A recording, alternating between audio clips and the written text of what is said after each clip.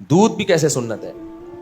अब डॉक्टर कह रहे हैं दूध ना पियो, उसमें यूं है. भाई वो सही कह रहे हैं अपने लिहाज से, क्योंकि हम दूध सुन्नत के हिसाब से नहीं पीते.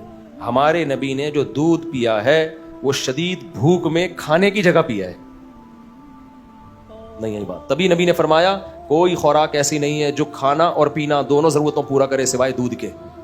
दूध एक ऐसी खुराक है जो पानी की जगह और खाने की जगह दोनों.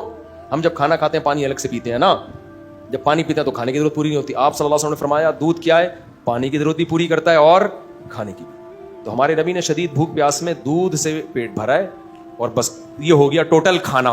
ये क्या हो गया.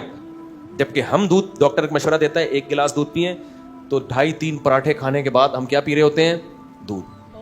अच्छे बच्चे रात को दूध पी के सोते हैं. वो बचपन में अम्मा से सुना होता है. अब बड़े हो गए, रात को पहले मुर्गे खाने फोड़ फाड़ के 1 कप दूध पी के सो रहे हैं. तो भाई ऐसा सोगे ना सुबह पुलिस भी आपको नहीं उठा सकेगी. तो दूध जो हदीस में 2 चीजें हैं दूध में, शदीद भूख में, फिर उसके साथ कुछ नहीं, सिर्फ उसी से पेट भरो, बस वो हो गया. प्यास की जरूरत भी पूरी और खाने की भी. और दूसरा, नबी ने फ्रेश मिल्क पिया है, ताजा कच्चा उबाल के नहीं पिया नबी ने. मेरे इल्म में कोई ऐसी हदीस नहीं है कि दूध को बॉयल करके पिया हो. ऐसा ना हो अब आप कच्चा पीना शुरू कर दें, क्योंकि ये जो हमारे पास गवालों से दूध आ रहा है ये बहुत टाइम के बाद पहुंचता है. इसमें भैंस के दूध के अलावा गवालों का भी दूध होता है इसमें, यानी उनकी भी अपनी चीजें, मक्खियां, मेंढक, बहुत सारी चीजें. उसको तो उबालना ही है, लेकिन उबालने के बाद दूध अपनी नेचुरल हालत पे नहीं रहता. मैं तो दूध पीता हूं, बकरियां पालता हूं, गाय पाली है मैंने, मुझे तजर्बा है.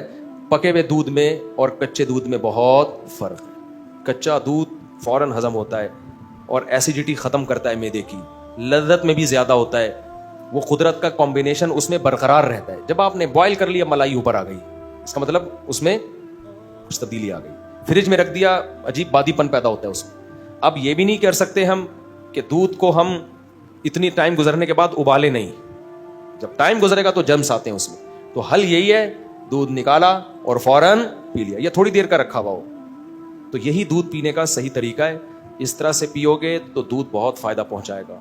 इसके अलावा पियोगे तो बच्चों को तो फायदा हो सकता है, लेकिन बड़ों को कोई फायदा, जहां तक मेरी नॉलेज है, नहीं होता. फिर फायदे के बजाय उल्टा वो गैस, धमाके और मुख्तलिफ किस्म की चीजें.